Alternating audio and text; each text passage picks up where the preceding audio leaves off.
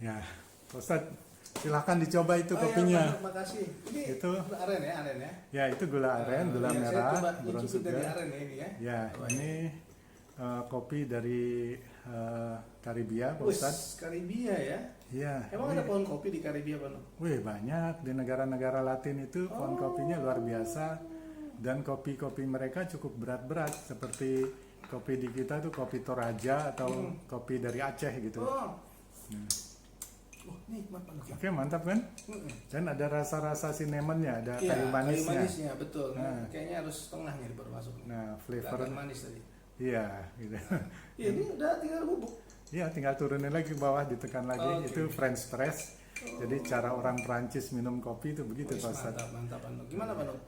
Ya, Pak Ustadz, sambil ngopi-ngopi sore ini nih, saya mau ngobrol soal amanah nih, Pak Ustadz. Khususnya dalam perusahaan ya. Jadi tentu Saya tiap... minum ya Pak? Iya, mau nggak? Silakan. Jadi dalam perusahaan tuh tentu semua pihak harus memiliki amanah. Iya. Baik pemimpin, manajer, kemudian karyawan juga gitu ya. Iya. Nah, dalam konteks ini apa makna amanah dalam perusahaan tuh, Pak Ustadz, menurut pandangan Pak Ustadz? Gini, Pak Nur, di dalam Al-Quran itu ada hubungan antara kesuksesan dengan integritas. Iya.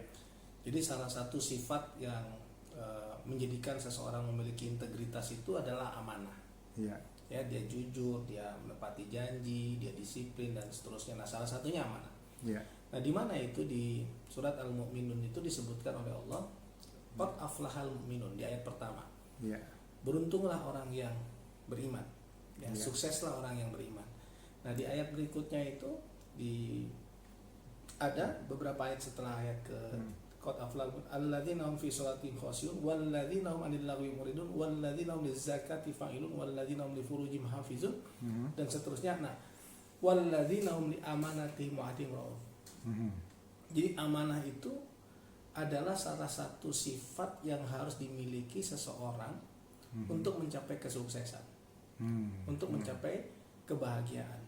Dan amanah ini salah satu sifat yang sebetulnya menjadi nilai diri seseorang.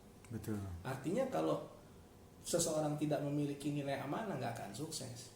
Iya. Nah, amanah dalam hal apa? Ya bukan hanya perkara megang uang, bukan hanya perkara itu, tapi perkara memegang peran dan tanggung jawab. Betul. Ya, kita nggak usah bicara uang dulu. Kalau dia tidak bisa memiliki peran dan tanggung jawab sesuai yang diamanahkan kepada dia, bagaimana mungkin dia bisa dipercaya megang uang gitu kan? Iya. Nah, ini banyak sekali di masyarakat kita, di perusahaan-perusahaan. Saya pernah ceramah di beberapa perusahaan yang justru problem terbesarnya itu adalah kerugian perusahaan karena tidak amanahnya seseorang di situ, Pak. Betul. Dia tentu saja harus jujur ya di dalam menjaga amanah ini, Pak Ustadz. Betul. Jadi kalau mengatakan sesuatu ya dengan benar gitu, Iya. menyampaikan sesuatu ya yang benar, fakta-faktanya. Selain juga kejujuran soal uang atau finansial ya, Pak betul. Ustadz. Nah, bagaimana untuk menjaga supaya godaan itu tidak masuk ke hati mereka ya, Pak Ustadz? Iya. Karena kan godaan dari setan ini ada terus nih, apalagi di musim-musim susah COVID ini gitu ya. Iya. Tentu saja kebutuhan orang meningkat, tapi perusahaan juga dalam kondisi yang kurang baik gitu, Pak Ustadz. Iya. Gimana itu, Pak Ustadz? Dulu, Pak Nuk, saya cerita sedikit tentang perjalanan saya, Pak Nuk ya. Iya. Dulu saya berbisnis kayu, Pak Nuk.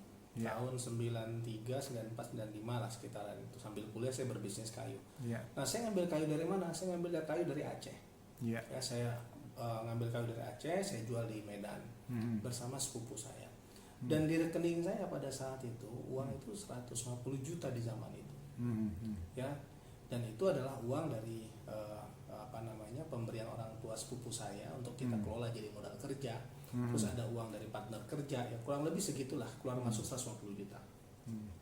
Nah, di 95 karena saya dapat tugas belajar S2 ke Jakarta, maka saya sampaikan pada sepupu saya bahwa saya harus meninggalkan perusahaan ini, pekerjaan ini. Nah, saya serahkan semuanya dan yang luar biasa, sepupu saya itu sangat percaya dengan saya. Sangat percaya dengan saya. Nah, saya punya prinsip, bagaimana tidak tergoda. Ya, dan faktanya secara hitung-hitungan kalkulasi memang tidak ada yang berkurang. Nah, kenapa? Karena menurut saya, kalau saya mengambil uang orang, uang yang bukan hak saya, hanya kenikmatannya sesaat saja. Pada saat itu, misalnya berapa juta kita ambil, paling lama habis sebulan, 2 bulan, 3 bulan. Tapi Allah cabut nilai keberkahan hidup. Kenapa? Yang ada penderitaan. Karena tidak ada, menurut saya, hukum sunnatullahnya. Dari yang haram untuk yang halal, dapatnya haram, digunakan untuk yang halal, tidak ada manfaat. Nggak berkah, ya nggak manfaat. Nah, atau sebaliknya dari yang halal digunakan untuk yang haram, tidak ada juga keberkahan di dalamnya. Tapi dari yang halal untuk yang halal, dari yang baik untuk yang baik. Nah, jadi alhamdulillah sampai hari ini hubungan saya dengan sepupu saya masih berjalan langsung dengan baik. Karena dia tahu bahwa saya tidak mengatakan inilah saya, ya bukan itu. Tapi maksud saya adalah saya punya prinsip bagaimana menghilangkan godaan itu, bahwa sesuatu yang kita dapat dari yang haram pasti tidak ada keberkahan di dalamnya, cuma nikmat sesaat saja. Iya betul Pak Ustadz. Jadi kalau Al-Quran sudah ada di jiwa kita, menjadi pedoman hidup kita, tentu insya Allah kita akan selamat dari godaan Pak Ustadz ya. Betul. Nah Pak Ustadz, satu lagi nih, kalau seseorang sudah dipercaya untuk mengemban satu jabatan, ini kan sebuah amanah juga Pak Ustadz ya. Nah jadi kadang ya ada orang-orang tertentu yang tetap baik, tetap rendah hati gitu ya, tetap bisa bergaul dengan banyak orang, tapi ada beberapa orang yang kemudian menjadi berubah Pak Ustadz. Pada saat dia anak buah, dia kelihatannya penurut, baik gitu. Pada saat dia sudah pegang jabatan, dia kelihatannya menjadi overacting, menjadi sok kuasa gitu kan. Nah, bagaimana untuk mencegah supaya sifat itu tidak tumbuh di kalangan karyawan atau di di dalam perusahaan Pak Ustadz? Nah, perusahaan-perusahaan yang sehat itu dia harus punya record tentang perjalanan seorang karyawan. Ya di titik 0 sampai diangkat jadi level manager misalnya, atau general manager, atau mungkin masuk di level direksi.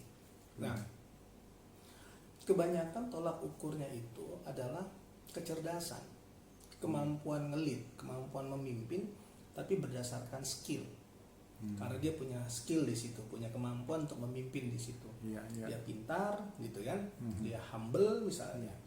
Nah, tapi yang jadi masalah adalah kita belum punya standar tolak ukur, mengukur bahwa orang itu sombong atau tidak.